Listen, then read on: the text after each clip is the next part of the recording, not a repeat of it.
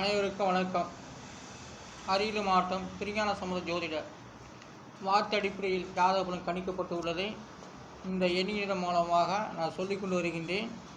ஜாதக பலன் என்பது வார்த்தை அடிப்படையில் ஜாதக பலன்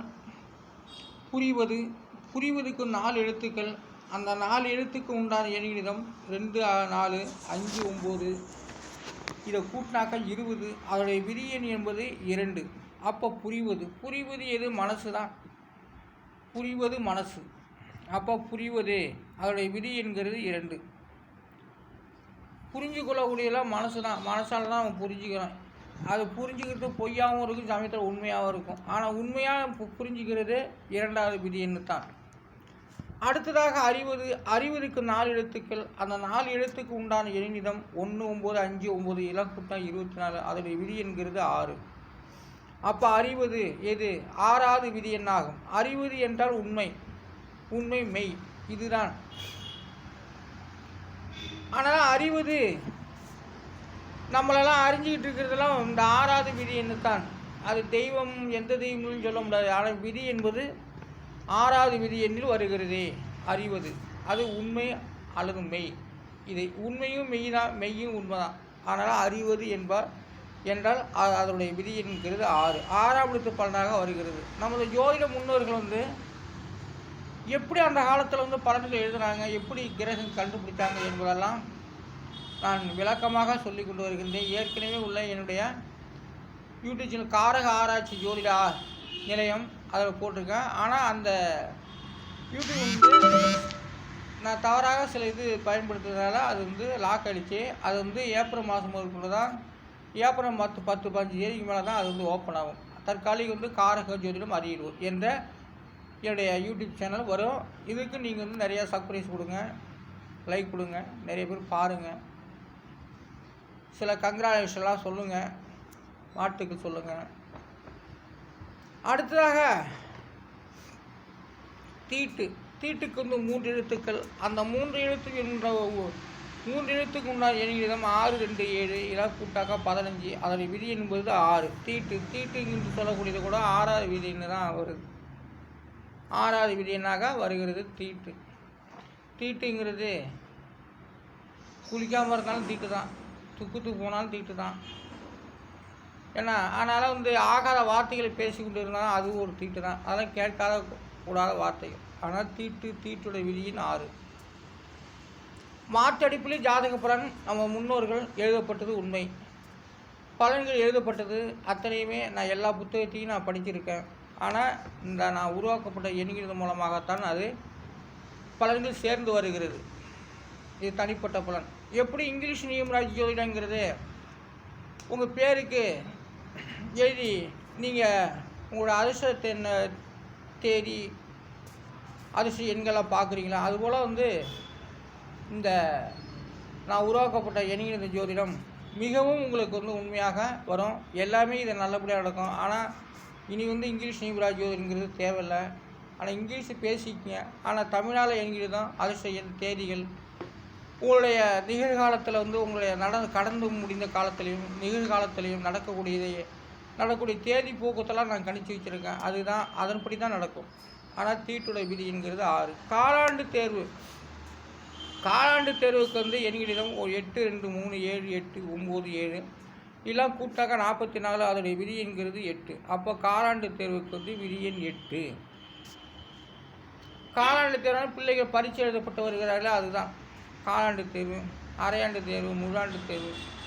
அதான் காலாண்டு தேர்வில் இப்போ படித்து பாஸ் பண்ணுற பிள்ளைகளும் இருக்காங்க. முழாண்டில் அதே லெவலுக்கு வருவாங்க. காலாண்டு தேர்விலே கோட்டை விட்டவங்க முழாண்டு தேர்வை பாஸ் பண்ண முடியாது. ஆனால் ஏதோ கீப்பிடிச்சு ஏதோ அப்படி ஏதோ முழாண்டு தேர்வில். ஆனால் காலாண்டு அரையாண்டு இதில் நல்ல மார்க் எடுத்த பிள்ளைகள் உண்மையிலேயே முழாண்டு தேர்வு வரும்போது நல்லாவே படிப்பாங்க, நல்லாவே எழுதுவாங்க. நல்லா ஒரு 5 ரேங்கு 10 ரேங்கு உள்ள மதிப்பு வருவார்கள். ஆனால் காலாண்டு தேர்வு விதி என்கிறது 8. அதான் விதி என்கிறது 8. காலாண்டு சாமிக்கு எண்ணிக்கையிலும் 8, 2, 3, 7, 1, 2 இதெல்லாம் கூட்டா 23. அதோடைய விதி என்கிறது 5. அப்போ காலாண்டு சாமிங்கிறது அதோடைய விதி என்பது 5. காலாண்டு சாமின்னா 3 மாதம் அந்த சாமி அது முருகனாக இருந்தாலும் சரி, அம்மனாக இருந்தாலும் சரி, ஐயப்பன் சாமியாக இருந்தாலும் சரி, மாடசாமியாக இருந்தாலும் சரி, எந்த சாமியாக இருந்தாலும் சரி, காலம் 3 மாதம்தான் அவங்களுக்கு. அந்த சாமிலாம் 3 மாதத்தோடு வந்து போயிடும். அது மலையேறி போக நம்ம சாமியும் மாலையில் கட்டி விடுவாங்க. அப்புறம் அந்த மாதத்துக்கு வந்துட்டாக்கா 3 மாதம் மாலை போட்டுவாங்க. 3 மாதம் மாலையில் ரொம்ப பயபக்தியாக சாமி கும்பிடுவாங்க. அந்த சாமி அவங்களுக்கு கொடுக்கலையாங்கிறது அவங்களுக்கே தெரியாது. உண்மையாகவே வந்து ஏதோ ஒரு பக்தி மதத்தில் நம்முடைய முன்னோர்கள் வந்து காட்டப்பட்ட வழியின் மூலமாக 3 மாதம் மாலை போட்டுக்கிட்டு கோயிலுக்கு போகிறது உண்டு. வேண்டுதலை வச்சுக்கிறவாங்க. அது வேண்டில் வந்து அது வந்து சரியாக நடத்தலாம். அந்த சாமி வெறுத்து போடுவாங்க. இப்படிலாம் ஒரு கணக்கெலாம் இருக்குது. ஆனால் காலாண்டு சாமியுடைய விதிங்கிறது 5. அந்த காலாண்டு சாமி விதியின் 5ஆக இருப்பதால் அது 5ஆம் எழுத்து பலன். ஒவ்வொரு புத்திரர்களும் ஒவ்வொரு மனிதர்களும் பிறப்பது 5ஆம் எழுத்து பலனை. அந்த 5ஆம் எண் எப்போதுமே தரிக்கிறதுக்கும் சரி, பிறப்பதற்கும் சரி, அந்த 5வது விதி என்று எப்போதும் திறந்தே இருக்கும். எப்படி வந்து உலக பிரபஞ்சம் இருக்குதோ அதுபோலயே அந்த எண்ணிடம் யார் வேண்டுனாலும் தரிக்கலாம், யார் வேண்டுனாலும் பிறக்கலாம். பிறந்து ஆனால் நோய் நொடியின்றி 5ஆம் இடம் உங்களுக்கு வந்து பிள்ளையாக பிறக்க வைக்கப்படுகிறது. அந்த 5வது விதியில்தான் அந்த மக்களை பற்றி தெரிஞ்சுக்க முடியும், சிசுகளை பற்றி தெரிஞ்சுக்க முடியும், தரிக்கிட்டு சிசுகளை பற்றி தெரிஞ்சுக்க முடியும். வயிற்றோட்டு கீழே இறங்குறவரெல்லாம் அந்த 5வது விதின்னு தான் துணை இருக்கிறது. அதனால் வந்து அது தாயோ தகப்பனோ டாக்டர் யார் எது எப்படிச்சுன்னா அந்த 5வது விதின்னு தான் துணை இருக்கிறது பிறப்பவர்களுக்கு. அதுதான் காலாண்டு. ஆனால் வந்து காலாண்டு சாமி என்பது தான் அது பலன். ஆனால் காலாண்டு சாமிங்கிறது சாதாரண விஷயம் இல்லை. 3 மாதம் மாலை போட்டு சிலர்களுக்கு டக்குன்னு யோகம் வரும், சிலருக்கு மெதுவாக வரும், சிலர் நடக்காமல் விடும். அதுக்குன்னு அந்த சாமியெல்லாம் வெறுத்துடுவாங்க சில பேர் நமக்கு நடப்பு தான் நடக்கும் அப்படின்ட்டு சாமி வந்து கும்பிட்டே வருவாங்க. அதனால் வந்து காலாண்டு சாமியோடைய விதிங்கிறது 5.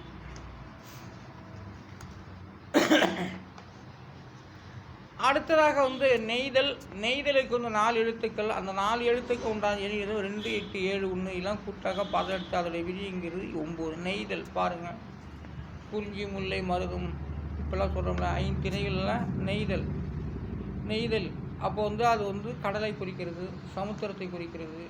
அதெல்லாம் நெய்தலுடைய விதியின் 9. அப்போது அந்த 9ஆம் விதி எண்ணுத்தான் நெய்தலை குறிக்கிறது. அந்த 9ஆம் விதி எண் தந்தையை போல் தாயை போல் உங்களை அரவணைத்து நடக்கக்கூடியதான் விதியின் 9. 9ஆம் இடம் பிதாசானம். 9ஆம் இடம் பிதாசானம். அதில் ஏகப்பட்ட பலெல்லாம் இருக்குது. நல்ல யோகத்தெல்லாம் ஏற்படுத்துவது 9வது விதி எண் ஆகும். பாலைக்கு வந்து 2 எழுத்துக்கள். அந்த 2 எழுத்துக்கு உண்டான எண்ணிலும் 7, 8 அளவு கூட்டினாங்க 15. அதோடைய விதி என்கிறது 6. அப்போ பாலைவனம்னா பாலை என்பது அதுக்குன்னு கத்தா பாலை கிடையாது. பாலை என்றால் அந்த காலத்தில் தத்துவ வார்த்தையாக சொல்லி வச்சாங்க. இப்போ என்ன பாலைன்னா யாருக்கும் தெரியாது. பாலை என்றால் பாலைவனம் தான். பாலைவனத்தில் வந்து மணலாகவும் இருக்கும், காடாகவும் இருக்கும், அவங்க மணல் சேர்ந்து இருக்கும். ஆனால் பாலைவனம்னா அவங்க வந்து மணலாகவே இருக்கணும்னு அவசியம் இல்லை. சில இடங்களில் மணலாக இருக்கும், சில இடங்களில் பாலைவனமாகவே இருக்கும். பார்க்குறதுலாம் அது ஃபோட்டோவில் சும்மா யூடியூப்லாம் பார்க்கும்போது அது பாலையை பார்த்தா எப்போ பயங்கரமாக இருக்கும். அதனால் வந்து பாலையுடைய விதி என்கிறது 6. முல்லைக்கு வந்து 3 எழுத்துக்கள். அந்த 3 எழுத்துக்கு உண்டான எண்கிறதும் 1, 5, 7, 7 எல்லாம் கூட்டாங்க 20. அதோடைய விதி என்கிறது 2. அப்போ முல்லைக்கு வந்து 3 எழுத்துக்கள். அது 3, 1, 8. ஆமாம், முல்லை அதெல்லாம் கூட்டாக்கா 12. அதோடைய விதிங்கிறது 3. அப்போ முல்லைக்கு வந்து விதி எண் 3ஆக வருகிறது. குறிஞ்சிக்கு வந்து 4 எழுத்துக்கள். அந்த 4 எழுத்துக்கு உண்டான எண்ணிடம் 3, 9, 1, 4 அதெல்லாம் கூட்டாக்கா 17. அதோடைய விதிங்கிறது 8. குறிஞ்சி மலரேன்னு சொல்கிறாங்களே, அதான் குறிஞ்சியோட விதி எண்ங்கிறது 8. அப்போ குறிஞ்சியில் வந்து மலையில் வந்து என்னானாலும் முளைக்கலாம், பூக்கலாம், வளரலாம் குறிஞ்சி மலர். அப்போ வந்து மலைன்னு கிடையாது, மலையை சார்ந்தும் இருக்கும். அது குறிஞ்சி மலை சொன்னால். அடுத்ததாக வந்து வருந்திக்கு வந்து 4 எழுத்துக்கள். அந்த 4 எழுத்துக்கு உண்டான எண்ணிக்கையும் 5, 5, 8 இதெல்லாம் கூட்டா 23. அதோட விதிங்கிறது 5. வருந்தி என்ன வருந்தி அடைக்கிறதா, சாமியில் வருந்தி அடைக்கிறது, தாய் தந்தையில் வருந்தி கேட்பது, இதெல்லாம் வருந்தியோட விதிங்கிறது 5. ஆசிரியருக்கு வந்து 5 எழுத்துக்கள். அந்த 5 எழுத்துக்கு உண்டான எண்ணிக்கை 8, 4, 4, 2, 9 இதெல்லாம் கூட்டாக்கா 27. அதோடைய விதிங்கிறது 9. ஆசிரியர் வந்து பாருங்கள் 9ஆம் எழுத்து பல்லாக வருகிறது.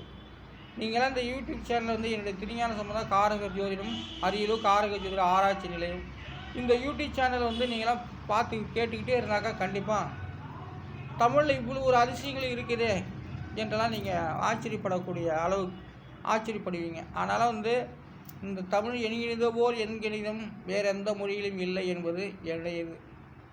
அப்படி இருக்குது அப்படின்னாக்கா அந்த மொழிக்காரன் சொல்லியிருக்கணும். ஆனால் தமிழ்நாட்டில் வந்து நான் ஒரு அரியலூரில் ஒரு கடகோடி மாவட்டத்தில் இருந்துக்கிட்டு நான் டவுனில் இருந்துக்கிட்டே இது பேசிக்கிட்டு இருக்கின்றேன். அதனால் இந்த தமிழ் மொழி போல் எம்மொழியும் இல்லை.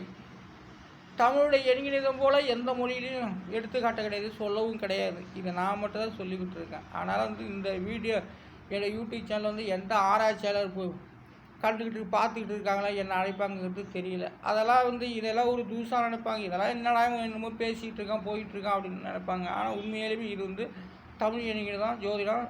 நமக்கு வந்து அதிசயம் தேதி போக்குவரத்து அனைத்துமே இதுலேயே இருக்குது. அதனால் வாழ்த்துக்கள். நான் வந்து கங்க்ராச்சுலேஷன்ஸும் உங்களுக்கு வந்து வாழ்த்துக்கள். நன்றி. என்னோடய யூடியூப் சேனலை பாருங்கள். நான் அரியல் மாவட்டம் திருஞான சம்பந்தம் ஜோதிடம். நன்றி.